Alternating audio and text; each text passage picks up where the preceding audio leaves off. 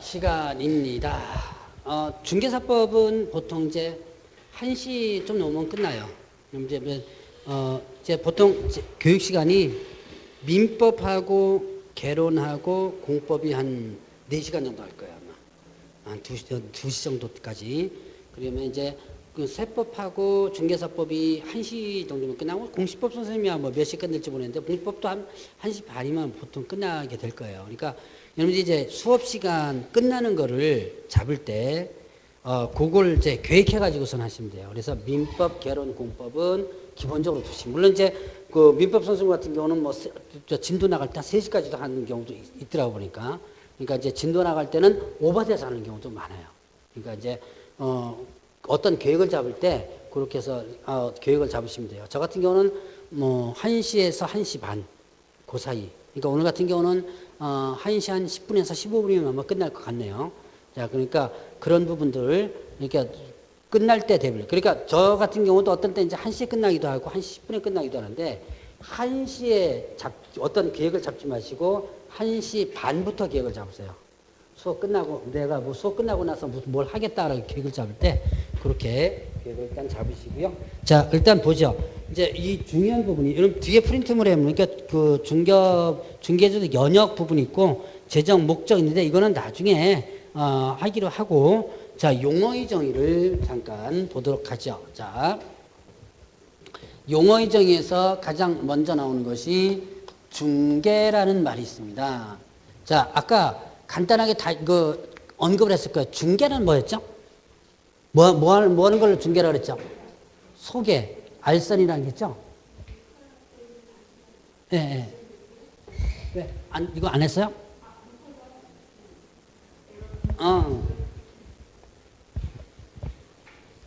이 촬영이 항상 그래요. 그래서 촬영할 때 보면 뭐 에러 나면 다시 해달라 그러고,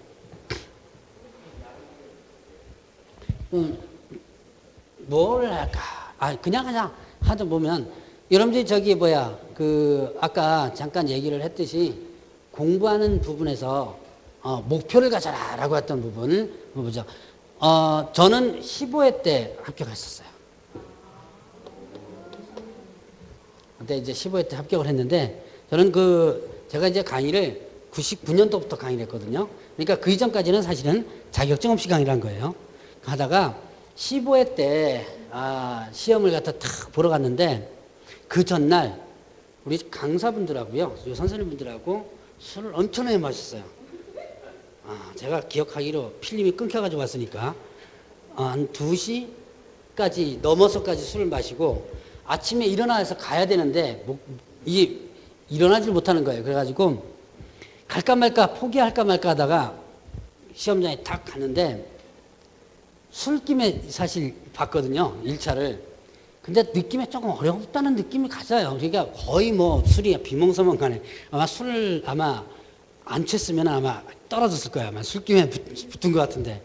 그래서 이렇게 해서 다 1차를 딱 끝나자마자 화장실에서 곡소리가 나기 시작하더라고요.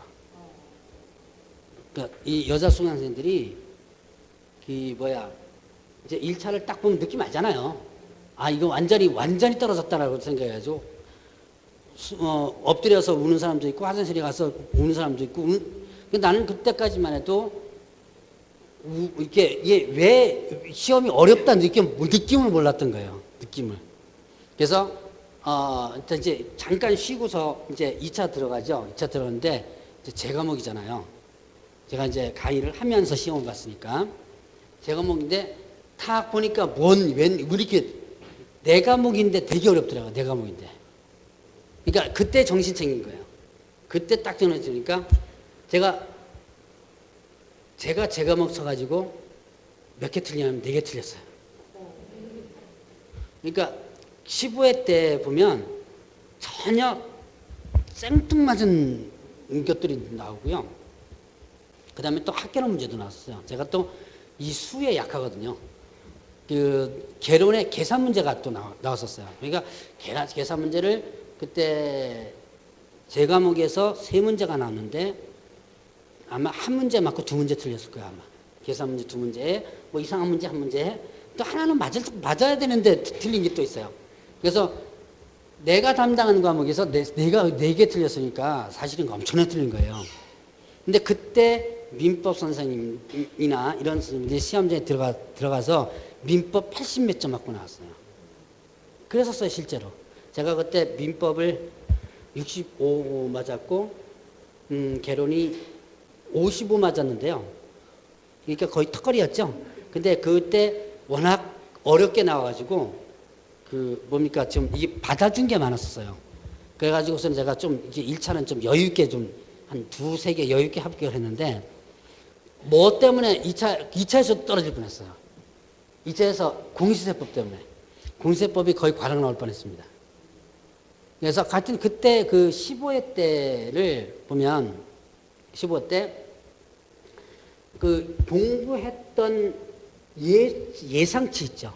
예상치와 전혀 틀리죠. 그래서 저 같은 경우는 사실은 조금 예측을 했었어요. 예측을 한 게, 출제위원을 개인적으로 좀 알거든요. 지금은 출제위원 알아가지고 안 돼요.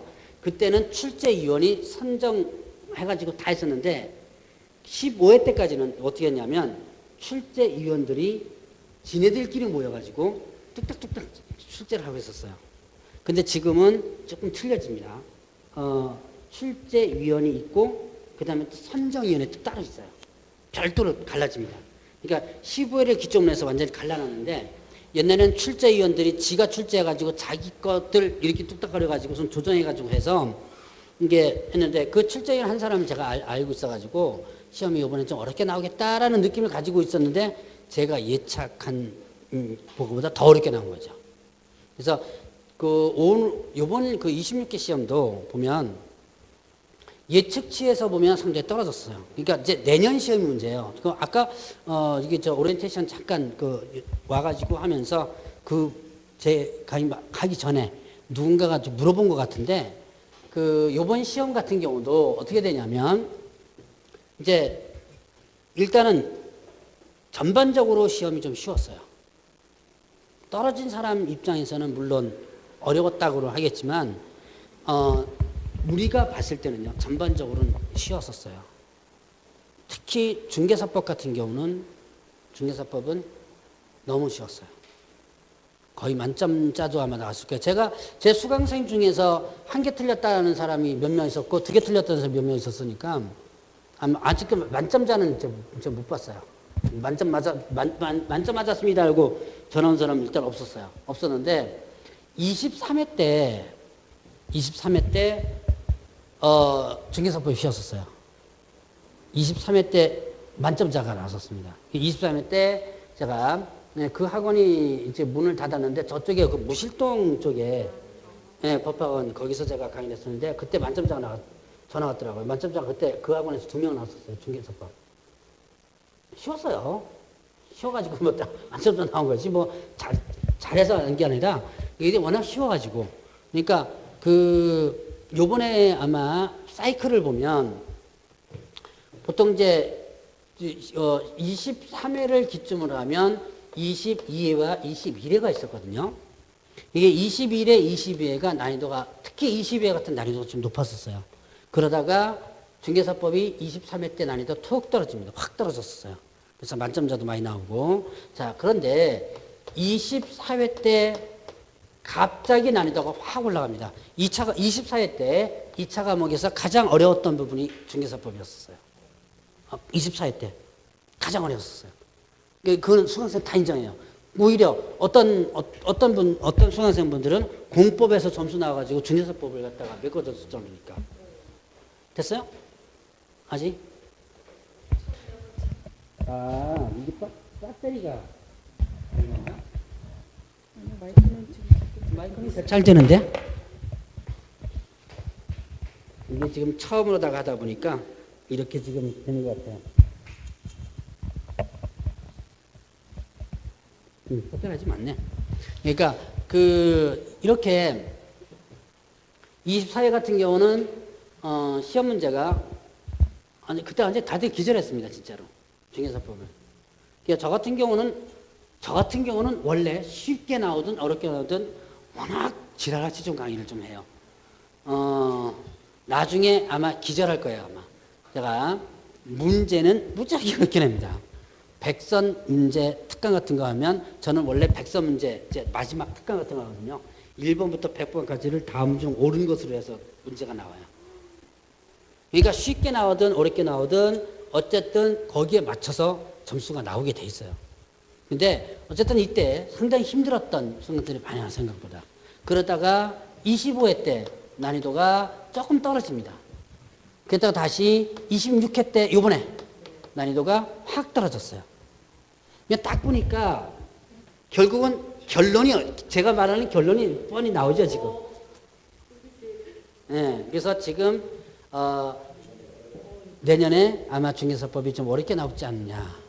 이게 횟수가 딱 사이클이 나와요, 사이클이 그렇게 나오더라고요. 자, 그러면 20회 때가 있었고요. 그 다음에 난이도가 쉬웠던 건 19회 때가 난이도가 쉬웠었어요. 난이도가 19회 때가 23회 보다는 좀 그랬지만 난이도가 좀 쉬웠거든요. 자, 그 난이도가 20회 때 쉬었다가 20회, 21회 어려웠다가 다시 23회 떨어졌다가 24, 25 했다가 요번에 중개사법은 누구나 봐도 좀 쉽다는 느낌을 들었을 정도로 요번에 나왔거든요. 그러니까 뭐 저 작년에도 이제 올해 26회 데뷔 때도 저는 그냥 난이도 상관없이 강의를 했어요. 난이도 상관없이 치고 들어가 어렵게 강의를 일단 문제를 갖다가 풀어냈으니까 어떤 문제가 나오든 여러분들이 공부는 할 때 너무 쉽게 공부하지 마세요. 그리고 또 하나는 제발 휩쓸리지 마세요. 요번에 그 뭐 학원에서는 제가 그렇게 수업 시간에 얘기해도 왜 이렇게 부리로 휩쓸리는 경우가 있어요. 이렇게.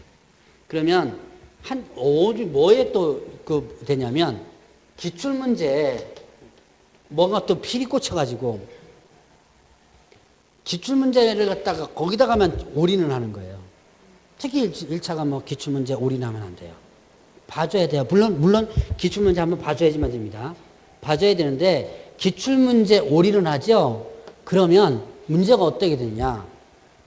여러분들이 문제를 출제하는 이게 출제를 정확하게 이걸 이해하지 못하면 기출문제에 자꾸 올인을 하게 돼요.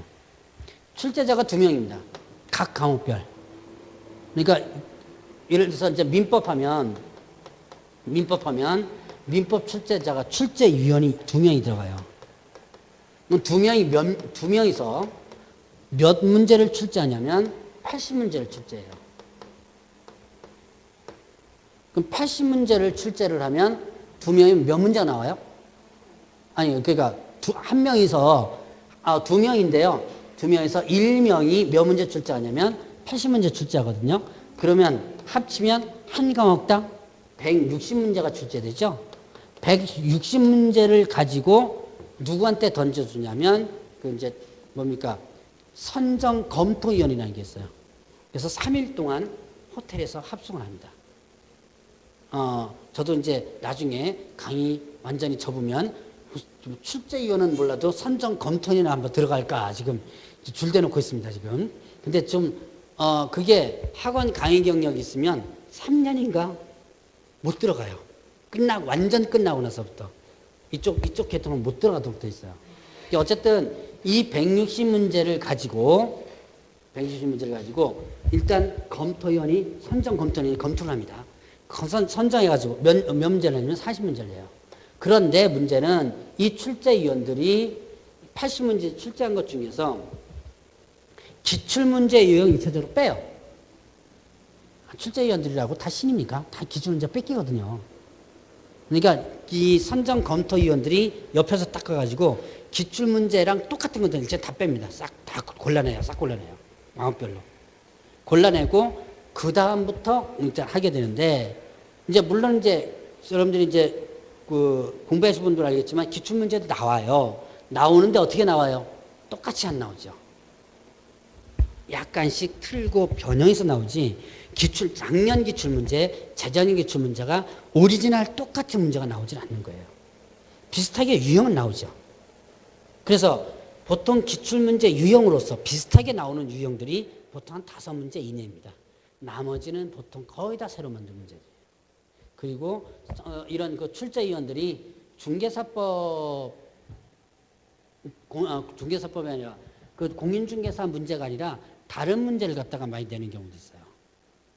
그래서 아마 여기 민법 선생님 같은 경우는 제가 알고 있기로 뭐 법무사 문제라든가 무슨 문제들 여러 가지 그 유형의 문제를 기출 문제를 많이 이게 중개사법 문제, 공인중개사 문제가 아니라 다른 사시 문제부터 시작해가지고 다른 쪽의 문제를 많이 풀어주는 선생님을 제가 알고 있는데 왜 그렇게 풀어주냐면 공인중개사 기출이 아닌 다른 기출에서 응용해서 내는 경우가 많아요. 자, 그러니까 공인중개사 기출에 올인을 하다 보면요. 나중에 편협해지고 폭이 좁아버립니다. 좁아버리니까 일단 여러분들이 어떻게 하느냐. 기출문제 공부를 하되 일단은 여러분들이 전체적으로 내용을 파악할 수 있는. 그래서 아까 제가 뭐라 그랬죠? 내용을 파악하려면 어떻게 해라 공부하라 그랬어요? 예, 기본서를. 예. 혹시 이제는 공부하신 분들이 몇 분 계시니까 그냥 처음 공부하시는 분 그냥 지금 들으세요. 기본서 읽으라 소리 일단 들어보셨어요? 공부할 때. 들어보셨죠? 선생님들 아마 그런 소리 했을 거예요. 아마. 기본서 읽어라. 이게 가장 좋은 것이 기본서입니다. 그렇게 읽고 나면요. 나중에 한 3번 정도 읽고 나면 그다음부터는 거의 상당히 빠른 속도로 읽어 나갈 수도 있고. 그래서 여러분이 제가 이제 이 공인중개사법을 이렇게 강의를 하면서 보면 이런 유형의 스타일이 있다는 거. 그런 스타일을 갖다가 여러분이 잘 보시고 올해는 어떤 과목이 쉽게 나올 거다. 올해는 어떤 과목이 어렵게 나올 거다. 이거 신경 쓸 필요 없어요. 어차피 기본적인 틀을 열심히 공부를 하면 일단은 충분히 점수가 나올 수 있는 부분이에요. 자, 그 다음에 또한 뭐 공부하는 방법 그냥 한번 알려드리죠. 기왕 이 기회 때 기회가 여기에니까 그냥 책 읽는 방법에 대해서 잠깐 한번 알려드리겠습니다. 딴 얘기보다는 이제 주로 공부하는 방법을 알려드리는 게 오히려 더 나을 것 같으네요. 자, 일단 여러분들이 처음 공부하시는 분들은 참고로 들으세요. 제가 나중에 이걸 듣고 다시 1월 달에 다시 한번 얘기를 할 겁니다. 자, 여러분들이 이제 1월 달부터 책을 읽으라고 그랬죠. 지금은 뭐 하라 그랬어요? 지금은 용어에 좀 치중하라 그랬죠. 자, 지금은 용어에 치중하고, 자, 1월 달과 2월 달, 그 다음에 3월 달과 4월 달, 그리고 5월 달과 6월 달이 있습니다. 자, 그러면 이렇게 1, 2, 3, 4, 5, 6 이렇게 구분하는 이유가 뭐예요? 우리가 진도가 이렇게 나가죠? 진도가. 자, 1, 2월 달, 3, 4월 달, 5, 6월 달 이렇게 나가면 7, 8월 달이 뭐가 되는 거예요? 7월 달과 8월 달이 문제풀이죠? 대부분 이렇게 나갑니다. 문제풀이 나가고 9월 달에 동요목에서 보고 그다음에 10월 달에 대충 뭡니까? 특강 같은 거 하고 뭐 이래요. 자, 그러면 이때 여기에서 1월과 1월, 2월. 자, 2개월입니다. 일단은 공부하는 방법 중에서 이제 첫 번째를 얘기합니다. 자, 한 과목을 잡으세요. 자, 이제 이거는 공부를 어느 정도 이제 한 분부터 이제 시작합니다. 한 과목. 올해는 자, 1월 달에는 예를 들어서 민법을 잡는다. 자, 민법 읽어요. 언제 읽는 거예요? 수업 시간 끝나고. 그러니까 오늘은 이렇게 수업 끝나고 나면 어떻게 돼요? 네, 이제 수업이 끝나면 뭘 읽어라? 민법을 읽어라. 그럼 민법을 하루에 몇 페이지 읽느냐? 20페이지를 읽는다고 목표로 잡으세요. 처음으로 공부를 하시는 분들, 처음으로 이제 교재를 읽으시는 분들은요, 20페이지? 그거? 뭐, 별거 아닌 것 같은데. 그냥 막상 읽어보세요. 20페이지 진도 나가기 무지하게 힘들어요. 자, 그러면 이렇게 한번 봅시다. 지금 민법 교재가요, 아마 제가, 얘기를 안 해도 대충 알 것 같아요. 총 페이지가 한 700페이지 넘을 겁니다. 총 페이지가. 근데 그 사이에 뭐가 있냐면 문제가 있어요. 문제를 일단 다 보세요. 문제 보지 마세요. 좀 공부했다고 문제 푸시는 분도 있습니다. 근데 문제 풀다 보면 진도 하나도 못 나가요. 문제를 보지 마시고요. 문제를 싹 빼면 700페이지를 기준으로 했을 땐 약 한 500페이지 정도 나올 거예요, 아마. 500페이지 정도 나와요. 뭐 다 빼고요? 네, 문제 다 빼고. 문제 다 빼고 해서 500페이지가 나오는데, 그러면 하루에 20페이지 읽어보세요. 그럼 한 달 30일을 계산하면 어떻게 되죠? 그렇죠. 그럼 충분히 한 달 만에 봐요. 분명히 봐요. 분명히 보는데 여러분들이 왜 못 보느냐? 선생님이 책 읽으라고, 교재 읽으라고 확인해서 팍 펴서 읽는데요. 무슨 소리지 모르죠? 자, 그러니까 포기를 하는 거예요. 그러면 이거를 하루에 20페이지 읽는데요. 뭘 어떻게 해야 돼요? 자, 정독을 해야 될까요? 통독을 해야 될까요? 정독, 통독. 예. 오, 잘하시네요. 너무너무 잘하신다. 정독은요, 죽었다 깨나도 못합니다, 이거. 왜? 무슨 소리인지 뭐 알아야지 뭐 정독을 하죠. 자, 아무 생각 없이 읽으세요. 아무 생각 없이 읽으셔야 돼요. 내가 이 안에 있던 거를 다 안다고, 알려고 하면서 읽으면요, 절대로 못 읽어요. 그러니까 통독을 해서 하루에 20페이지, 내일 또 20페이지, 모레 20페이지, 20페이지 쭉 읽어놨어요. 읽어나가다 보면 한 달이 딱 채워집니다. 아마 뒤로 가면 속도가 조금 빠를 거예요. 왜냐하면 읽은 부분들이 뒤에 조금씩은 어디서 본 것 같은 내용이 나와요. 어쨌든 이렇게 되면 한 달 동안 자 읽어요. 그러면 2월 달에는 그럼 뭐 읽어야 돼요? 그러면요, 네, 개론을 읽어야지면 됩니다. 마찬가지로 똑같은 방법으로 교재를 읽어요. 자, 근데 그 안에 있는 뭐 도표들이 있어요. 그런 거 쭉 한번 훑어봐요. 그 다음에 그 안에 있는 무슨 이론 같은 거 있죠? 그림 있죠? 다 한 번씩 보셔야 돼요. 그림이라고 넘어가지 마시고, 뭐 선형 이론 뭐 이런 거 있으면 이런 거, 동심원 이런 거 있죠? 왜? 그런 이론들, 그림들 한 번씩 다 훑어보고, 아, 이런 게 무슨 그림이구나. 다 훑어보면서 20페이지씩 끌고 나가는 거예요. 그러면, 자, 이것도 마찬가지로 어떻게 돼요? 충분히 한 달 만에 읽습니다. 읽어요, 충분히. 자, 그러면 이제 11월 달부터, 11월 때부터 공부하셨던 분들은 11월 달 용어를 갖다가 지금 또 들으셨을 거고, 11월 달, 1월 달과 2월 달 수업 들었죠? 수업 들었죠? 수업 듣고 스스로 여러분들 어떻게 돼요? 읽었죠? 그럼 결국은 11월 달은 일단 뺀다 하더라도 1월 달에 수업 한 번 듣고 읽었습니다. 그럼 공부 몇 번 한 거예요? 2번 한 거예요. 머릿속에 들어가든 안 들어가든 어쨌든 2번 한 겁니다. 그러면 3월 달에 다시 읽어요. 자, 그러면 3월 달에 다시 읽죠. 그러면 페이지 수가 늘어납니다. 늘어나게 돼 있어요. 자, 30페이지라는 거죠. 돼 있습니다. 읽어보세요. 이렇게 되나 안 되나? 이렇게 되나 안 되나 한번 해보세요, 나중에. 자, 그러면 30페이지 읽죠. 그럼 한 달 남죠? 남아요. 이때부터 뭐 해야 되냐면 공법 해야 돼요. 남는 시간에 공법을 해줘야 돼요. 1, 2차를 같이 공부하시는 분들은 3월 달부터 공법에 좀 치중을 좀 해주셔야 됩니다. 자, 30페이지 읽고 쭈르륵 해서 남는 시간에 공법하고. 자, 4월 달에 또 있습니다. 이번 4월 달에는 뭐예요? 개론 읽어야죠? 개론 또 30페이지 있습니다.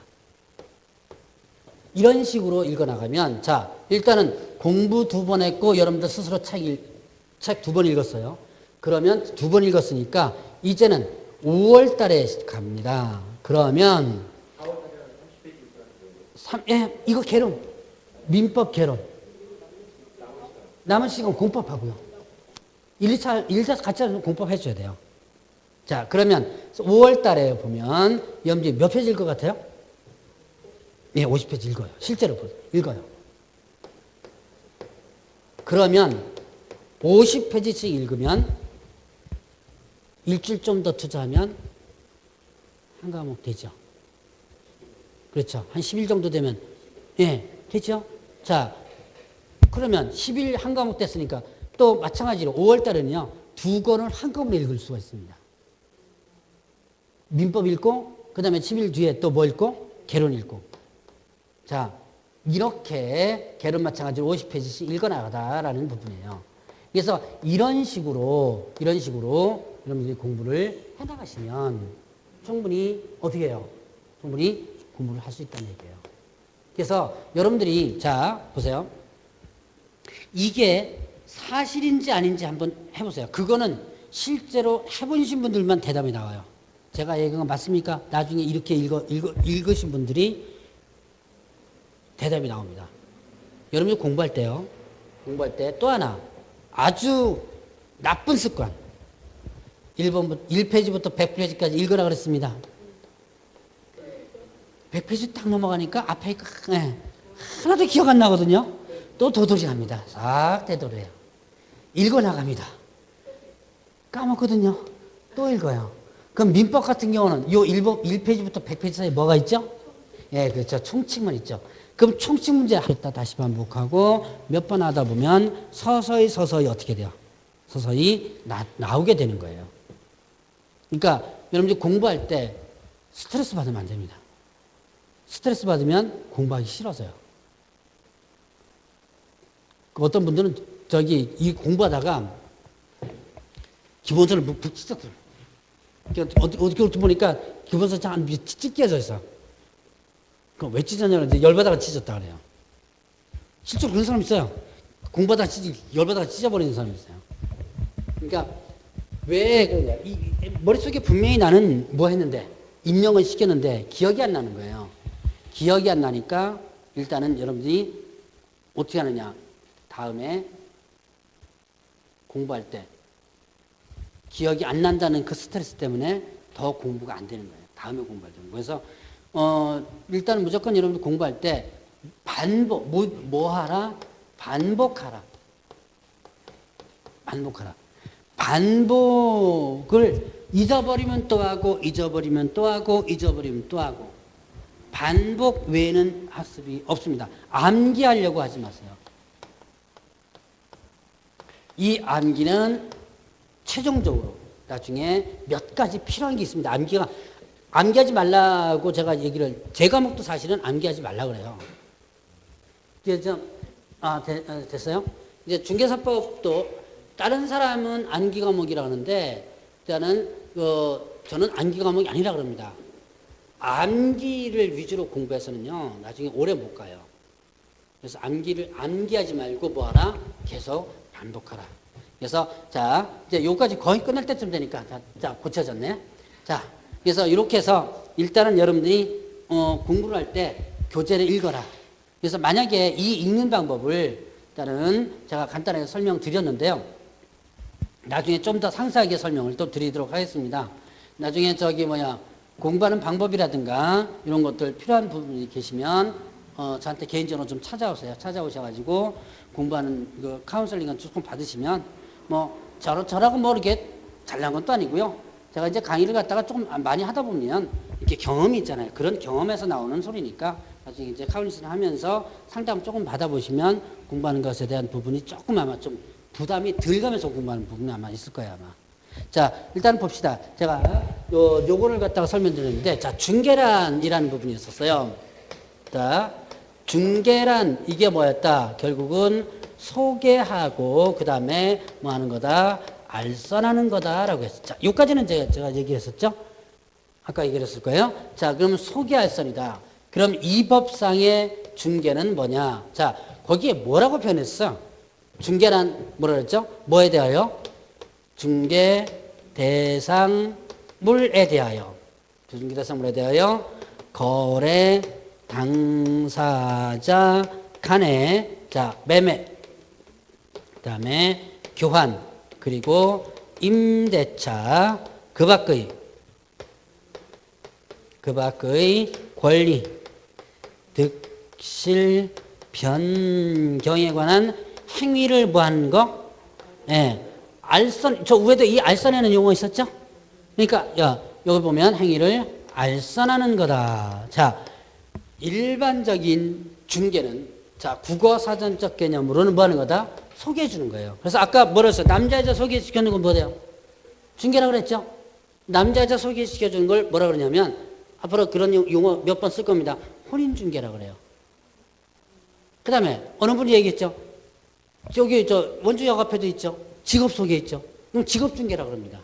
자, 그럼 중개는 결국 소개다. 그럼 일반적인 큰 테두리 내에서는 자, 중개를 소개라 그러는데 그럼 도대체 이 법에서는 이제 공인중개사법에는 중개를 어떻게 정의하느냐? 자, 법 제3조 규정에 의한 중개 대상물에 대하여 거래 당사자 간의 매매를 소개시켜 주는 거, 교환을 소개시켜 주는 거, 임대차를 소개시켜 주는 거예요. 자, 매매 아시죠? 아니, 지금은 잘 알죠? 제가 옛날에 2000년도 초반 때는 매매 이러면 자, 이 매매는 앞에 몇 자와 이 뒤에 몇 자 팔고 사는 거다. 교환은 서로 맞바꾸는 자자. 파는 사람을 매도인이라 그러고 사는 사람을 매수인이라 그러고 이것까지 다 얘기했었어요. 근데 지금은 그렇게 하면 욕 들어먹어요. 야, 우리를 뭘로 보냐 그래요. 지금은 이제 여러분들이 매도인과 매수인이 어떤 사람인지 대충 한테 공부를 사실 안 해도 지금은 어느 정도 알죠. 근데 이제 옛날에는 실제로 그랬었습니다. 파는 사람을 뭐라 그러고 매도인, 사는 사람을 매수인이라고 한다. 여기까지 다 설명을 해줬어야 되는데 뭐 지금은 아마 잘 아실 거예요 아마. 자, 매매, 교환 서로 맞바꾸는 거죠. 자, 그 다음에 임대차 그것을 뭐 하는 거 알선하는 것을 뭘 한다? 중개라. 그럼 이 법에서 중개는 폭을 좁혀놨어요. 자, 남자 여자 소개시켜주는 것이 이 법상의 중개가 아니다는 얘기예요. 그럼 뭐가 중개냐? 중개 대상물을 알선하는 거예요. 자, 중개라는 말은 상당히 중요한 용어인데 여기서는요. 그럼 중개 대상물이 뭐냐? 중개 대상물이 뭐예요? 자, 이거는 저한테 뭐 물어보면 안 되지. 처음이니까. 네, 뭐 물어보면 안 되고. 자, 토지, 그 다음에 건축물이 있습니다. 그 다음에 임목이라는 것이 있고요. 광업재단과 자, 그 다음에 또 공장재단이 있습니다. 자, 이걸 잠깐 보겠습니다. 자, 토지하고 건축물, 토지 건축물 잘 아시죠? 뭔지 땅, 건물 알고 계실 거예요. 임목이라는 것이 있어요. 나무를 등기를 하면 임목이 돼요. 그러니까 나무도 등기가 가능합니다. 그래서 이거는 이제 그 상세한 부분은 나중에 한번 설명드릴 거고요. 산에 있는 나무를 묶어가지고 이만큼 해가지고 요 통째로서 묶어가지고 등기를 해버립니다. 그럼 이게 임목이라는 하나의 부동산을 취급하는 부분이 있고요. 광업재단과 공장재단 이게 뭐냐면 광업은 뭐예요? 광산이죠. 뭐 간단하게 공장만 예를 든다면 공장에 있는 건물이 있습니다. 그 다음에 공장 밑에 공장 용지가 있고요. 이 안에는 공장 안에 있는 기계 기구들 있죠. 이런 것들을 모두 묶어가지고요. 이걸 등기를 해요. 그러니까 자, 공장 자체 그 안에 있는 공장 건물, 공장 토지, 공장 용지 있죠. 그 안에 있는 그 기계들 있죠. 그걸 몽창 묶어요. 묶어가지고 한꺼번에 이거를 등기를 하면 하나의 물건이 돼버립니다. 자, 그게 또 부동산에 취급해요. 바로 이게 광업재단과 공장재단이라는 건데, 자, 5가지가 요 공인중개사법에서 나오는 중개대상물입니다.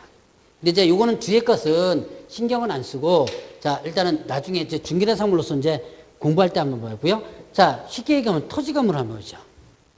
자, 토지나 건물에 대해서 뭐 하면 소개시켜 주는 거죠. 토지, 땅을 매매를 하는 것을 뭐 한다? 알선한다. 이게 뭐예요? 중개죠. 자, 그러면 보죠. A하고 B가 있습니다. 자, 여기에서 A는 땅을 파는 사람이에요. 매도인이고 얘는 매수인이다. 그러면 자, A와 B가 자, 이제 용어를 잠깐 한번 보겠습니다. A와 B가 A가 나 땅 팔겠다 그러면 B가 그건 내가 사겠다. 그래서 A와 B가 팔고 사는 것을 하죠. 팔고 사는 것을 뭐라 그래요? 매라 그러죠. 그걸 폭을 좀 넓히면 자, 매매나 교환이나 임대차 있죠. 이걸 다 묶어서 뭐라고 표현하냐면 거래한다고 표현해요. 자, 그럼 A와 B 사이에서는 뭐 하는 거예요? 거래를 하는 거죠. 그런데 지네들끼리 알면 나 이거 뭐 1억에 팔겠다. 그럼 내가 이거 사겠다. 직접 하면 되겠죠. 근데 이걸 모르니까 누구한테 갑에게 쫓아오는 겁니다. 갑에게 쫓아가지고 나 땅 얼마에 팔 거니까. 이러게 할 거니까 요거 좀 팔아주세요라고 하는 거예요. 그러면 얘는 얘한테 팔아달라고 부탁을 하죠. 팔아달라고 부탁합니다. 그러면 팔아달라고 부탁을 하니까 파는 걸 뭐라고 그러고요? 매도라 그러죠. 매도를 파는 거라고 합니다. 자, 그러면 부탁하죠. 부탁하는 걸, 자, 얘가 얘한테 부탁하면 얘 입장에서는 뭐가 되느냐? 뭐라는 의뢰를 한다 그래요. 파는 것을 뭐 한다? 부탁, 의뢰한다. 그러니까 얘는 매도를 의뢰를 하는 거예요. 자, 그럼 이제 얘가 매물을 어떻게 접수해 놨죠? 그러면 B를 보죠. B 입장에서 보면 나 땅 하나 살 게 있어요. 그러면 애가 땅이 가지고 있는 걸 뻔히 알고 있으면 쫓아가서 나 그 땅 살게 그러면 되죠. 그러니까 모르니까 B한테 쫓아오는 거예요. 와가지고 뭐 한다? 나 땅 하나 살 거니까 팔 사람 있으면 소개시켜줘 그러는 거죠. 그러면 B는 가백에 뭐 한 거예요? 매수를 뭐 한 거죠? 의뢰를 한 거죠. 그래서 이 A와 B 사람을 의뢰인 이렇게 하면 되는 거죠. 사람을 표시할 때는. 자, 그러면 갑이 양쪽을 받아가지고 뭐 하는 거다? 이 양쪽을 소개시켜 주죠. 자, 소개를 하면 이 소개가 뭐가 되는 거? 바로 중개가 되는 거예요. 그러면 자, 남자 여자 소개시켜 주는 것을 혼인 중개라고 그랬고 직업 소개시켜 주는 것을 직업 중개라고 그랬습니다. 그러면 도대체 부동산을 소개시켜 주는 부동산은 이게 뭐냐? 바로 부동산 중개겠죠. 바로 공인중개사법은 요 부동산 중개만 적용하는 거예요. 그래서 요 중개란 결국 토지 건물이 뭐예요? 대표적인 부동산이죠. 뭐 부동산 하면 여러분들이 아마 모르는 분 없을 거예요. 부동산이가 뭔지는. 그럼 결국은 요 중개는 앞에 뭐가 생략되어 있어요. 뭐가 생략되어 있다? 부동산이란 말이 생략되어 있는 거죠. 그러니까 여러분들이 지금 배우는 이 중개는요. 다른 중개 배우는 거 아닙니다. 남자 여자 소개시켜놓은 중개 배우는 거 아니고 직업 중개 배우는 거 아니에요. 어떤 중개를 배우는 거? 부동산 중개. 그러니까 부동산 중개 중에서 중개 대상물에 대한 알선만을 중개라고 하는 거예요. 중개 대상물이 아닌 것에 대한 알선은 이 법상의 중개가 아니에요. 자, 그러면 볼까요? 중개 대상물이 뭐라 그랬죠? 이 법에서 뭐라고 정해져 있다고 그랬어요? 토지, 건물, 임목, 광업재단, 공정재단 이렇게 했죠? 자, 그러면 이게 이제 이 법에서 정한 중개 대상물이라고 했죠. 그럼 이거가 아닌 거가 뭐 있을까요? 뭐 아무거나. 아무거나 한번 대보죠. 요즘 많이 나온 무배수 한번 해볼까요? 자, 무. 저 밖에 나가면 무 지금 무 다 뽑았다. 요즘 배추도 뽑죠. 자, 배추 한번 해보죠. 배추. 자, 그럼 배추를 파는 것을, 자, 얘가 가지고 있는 배추를 얘한테 파는 것을 얘가 알선했습니다. 우두부두 알선할 수도 있죠. 얘가 배추밭 있어요. 얘가 배추 살려고 그래요.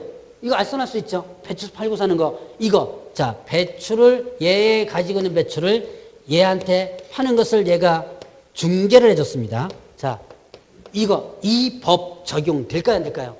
자, 이 법은 여러분들이 지금 오늘 배운 법이 무슨 법이에요? 예, 공인중개사법이죠? 자, 오늘 배우는 법, 오늘 과목이 뭐다? 공인중개사법. 자, 이 법, 제가 이 법, 공인중개사법입니다. 공인중개사법이 적용된다, 안 된다? 안 된다. 그럼 결국 공인중개사법이 적용된 중개는 뭐에 대한 것만? 요거에 대한 알선만 공인중개사법이 적용되는 거죠. 그래서 이 법상의 중개는 결국 중개 대상물에 대한 중개만을 얘기한다는 거. 그러니까 요게 이제 키포인트예요. 나중에 요거 갖고 이제 다시 한번 다른 예를 들어가서 한번 설명할 겁니다. 그러니까 자, 여러분들이 남자 여자 중개 주는 거, 직업 중개 주는 거 여기서 배우는 거 아니죠? 여기서는 뭘 배우는 거? 중개 대상물 요거에 대한 알선하는 거, 요거를 배우는 거죠. 바로 요게 이 법상의 중개다. 자, 그래서 중개란 뭐에 대해서? 중개 대상물에 대한 알선을 얘기한다. 중개 대상물에 대해서 거래 당사자 간의 매매, 교환, 임대차, 그 밖에 관련되실 변경하는 행위를 알선하는 것. 자, 이렇게 한번 구분을 해봅니다. 그러니까 지금은, 중개라는 것은 이 법에서는 뭘 소개시켜 주는 거다? 이 5가지를 소개시켜 주는 거다라고 보시면 돼요. 중개에 대한 개념은 당연히 소개라는 개념은 기초적으로 알고요. 자, 그래서 이렇게 한번 구분을 해본다. 자, 그럼 두 번째 용어죠. 이건 뭐예요? 공인중개사네요.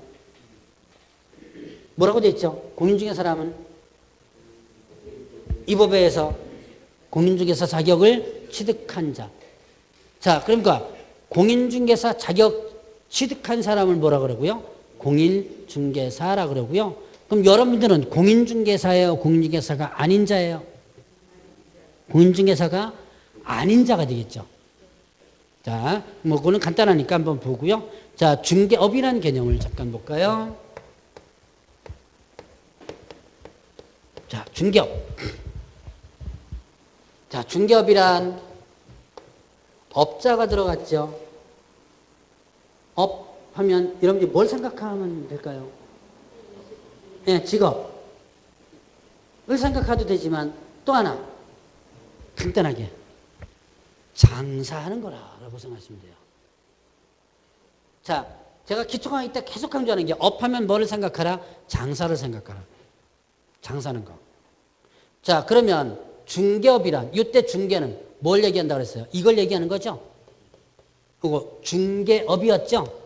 이때 중개는 뭐에 대하여? 중개 대상물에 대해 알선하는 거죠? 그러니까 토지나 건물 요거에 대한 소개시켜주는 뭐 하는 거? 업하는 거, 장사하는 거다. 그러니까 여러분들은 뭐가 되기 위해서 지금 여기 왔다? 소위 말하는 그렇죠. 누가 얘기했어요? 장사꾼 되기 위해서 온 겁니다, 지금. 장사꾼 되기 위해서 온 거예요.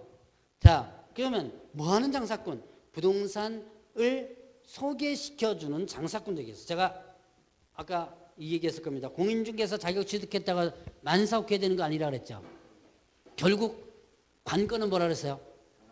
예, 그러니까 사람 장사하는 거라 그랬죠. 장사예요. 그러니까 장사를 잘하느냐 못하느냐가 여러분들이 나중에 돈을 잘 벌 수 있느냐 못 버느냐의 차이점입니다. 그러니까 업하면 여러분들이 뭐를 머릿속에 기억하라? 장사를 기억하라. 자, 그럼 이제 업이는 장사라 그랬습니다. 그럼 여기선 또 뭐라고 떠들었냐? 프린트물에 보면 뭐라고 됐어요? 다른 사람의 뭐에 대해서? 예, 을에 의해서 일정한 뭐를 받고? 예, 보수를 받고, 그 다음에 중개를 어떻게 한다? 예, 업으로 행하는 거 됐죠. 일단은 중개라고 한다면요, 남을 소개시켜 주는 거예요. 그런데 지나가는 사람 붙잡고 야, 너 땅 하나 사 그러면 안 되겠죠, 이게. 그러니까 양쪽으로부터 뭘 해줘야 되는 거예요? 양쪽으로부터, 예, 의뢰를 받아야 되는 거예요. 양쪽으로부터. 이거 팔아주세요. 그 다음에 또 사주세요. 의뢰를 받아야 되는 거예요. 자, 그래서 다른 사람이 의뢰가 있어야 되고요. 그 다음에 돈 받아야 돼요. 보수. 돈을 안 받고 하면요, 소위 말하면 무료죠? 무료는 장사야, 장사 아니에요? 아니죠. 그러니까, 자, 제가 업이라는 개념을 하면서 업은 뭐 하는 거다? 장사하는 거다 그랬죠? 근데 여러분 한번 생각해 보세요. 문제는 무료급식하는 데 있죠? 예.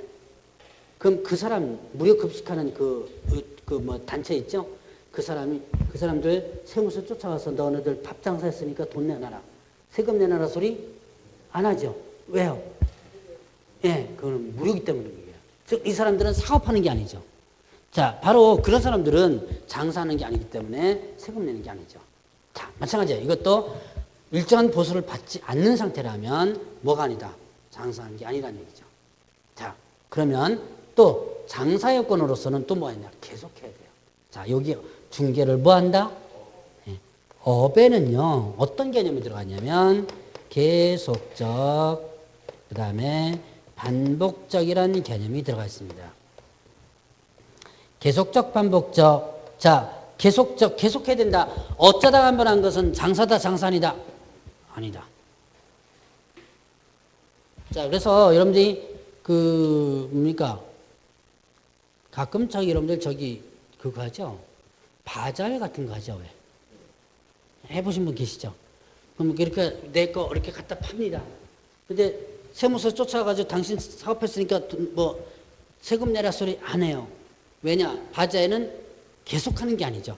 그거를 만약에 계속한다면 이거는 세금을 부과해요. 그래서 요즘 뭐 돈이 없어서 그런지 작년인가 재작년인가 그 왜 아파트 단지 내에서 하는 그 정기적인 바자회는 세금을 부과하겠다 그래가지고선 또 난리 난 적이 있었어요. 자, 그럼 정기적인 바자회는 어떻게 된 거예요? 이건 계속하는 거죠. 그럴 땐 사업을 한다는 얘기예요. 자, 그래서 자, 업은 계속하지 않으면 이건 뭐가 아니다? 장사가 아니다. 그러니까 자, 다시 한번 장사 요건 두 가지.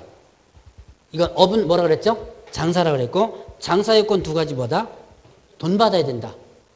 보수 받아야 되죠? 그다음 뭐 해야 돼요? 계속해야 된다. 자, 두 가지 조건이 있어야지만 업이라는 개념. 그러니까 여러분들은 지금 공인중개사 자격을 취득해가지고 공인중개사 자격을 취득해서 뭐 하기 위해서? 부동산 중개업을 하기 위해서 얘기한 거죠. 그럼 부동산 중개업을 하기 위해서는 어떻게 한다? 뭐가 돼야 된다? 개업 공인중개사가 돼야 돼요. 공인중개사. 자, 조금만 더 하죠. 한 10분만 더 하겠습니다. 한 10분만 더 하죠. 자, 개업공개사. 자, 일단은 뭐 하기 위해서? 공인중개사 자격 취득하기 위해서 뭐 하게 된다? 부동산 중개와 관련된 장사하기 위해서는 뭐 해야 된다? 개업공개사 된다. 그럼 개업공개사 용어정의가 뭐죠? 한번 프린트를 한번 보세요. 이 법에서 어떻게 된 자를 얘기하는 거? 개설 등록한 자. 자, 이 법에서 중개사무소 개설 등록한 자. 자, 이 법에서 중개사무소 개설 등록한 자를 뭐라 한다? 공인중개사 중에서 개업한 공인중개사라서 개업 공인중개사라고 그러는 거예요. 자, 그러면 이 사람은 결국은 어떻게 한다? 등록을 한 자입니다. 등록을 한 자. 등록을 안 하고 중개업을 하면 소위 말하는 뭐가 되냐면 무등록업자가 돼요. 어떤 사업을 하기 위해서는 여러분들 이제 자, 이 등록과 관련된 부분이죠. 어떤 사업을 하기 위해서는 관청에 내가 뭘 하겠다라고 신고해야 되는 사업이 있고요. 내가 뭘 하겠다라고 등록을 해야 되는 사업이 있고 내가 뭘 하겠다라고 해서 허가를 봐야 되는 사업이 있죠. 그래서 소위 말하면 이게 뭐예요? 신고업종, 등록업종, 허가업종 이렇게들 많이 표현하죠. 자, 그런데 이거는 행정관청에서 단속, 그러니까 이 업종을 관리하기 위해서 이런 제도를 만들어 놨어요. 자, 혹시 어떤 사업을 하기 위해서 신고한 업종 뭔지 아세요? 관청에 신고하고 하는 업종. 뭐 있을까요? 관청에 신고하고 하는 업종. 많이 있는데. 노래방이 허가업종 아닌가요? 허가업종이죠? 노래방 제가 알기로 허가업종을 알고 있는데. 많이 가는 데 있잖아요. 식당, 요식업. 식당 가면 여러분들이 그 벽면에 이렇게 영업신고증이라는 게 하나 걸려있을걸요? 여러분이 한번 신경 쓰면서 나중에 식당 가서 보세요. 이렇게 보면 영업신고증이라는 게 하나 걸려있어요. 이건 신고업종이에요. 자, 등록업종. 신고업종은요, 문제가 많이 발생되지 않는 업종들 있죠? 이런 것들을 신고업종으로 많이 해놔요. 등록업종은, 이거는 이제 신고업종보다는 좀 강화된 것으로 문제가 조금 발생될 수 있는 거. 대표적으로, 자, 개업공개사 어떤 사람이라서 다시 한번. 이 법에서 중개사무소 개설, 네, 등록. 중개업도 하나의 등록업종이죠. 자, 여러분들이 지금 앉아있는 이 학원 있죠? 학원도 뭐냐면 등록업종이에요. 그래서 등록업종은 신고업종보다는 좀 강화된, 규제가 좀 강화된 거고, 가장 규제가 강한 것이 뭐예요? 허가업종이죠. 대표적인 뭐예요? 금방 있던 노래방, 술집 이런 거, 단란주점, 건축 뭐 이런 거요. 그래서 여러분들이 혹시 여기 저 공무원 분 계실지 모르겠는데 그 가장 비리가 많이 일어나는 곳이 어디예요? 일어나는 이게 허가업종에서만 일어나죠. 자, 이게 가장 강화가 된 부분이다. 규제가 강한 부분. 자, 그래서 이 중에서 여러분들이 중개업을 하기 위해서는, 부동산 중개업을 해서는 뭐 해야 된다? 중개사무소 개설 등록을 하고 해야 된다.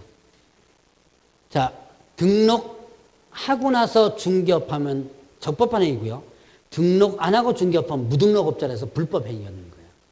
자, 그러면 그 등록한 자를 뭐라 그런다? 개업 공인중개사라고 하는 거예요. 그러면 이제 이 사람은 자기 명의로 등록한 사람이죠. 일명 누구예요? 이 사람은 개공, 줄여서 개공이라 그러고, 일명 여기서는 사장이라 그러죠. 자, 여러분들 중개사무소 개설 등록하면 이제 장 사장님, 박 사장님 그러죠. 이제 사장입니다. 직원이 있어요.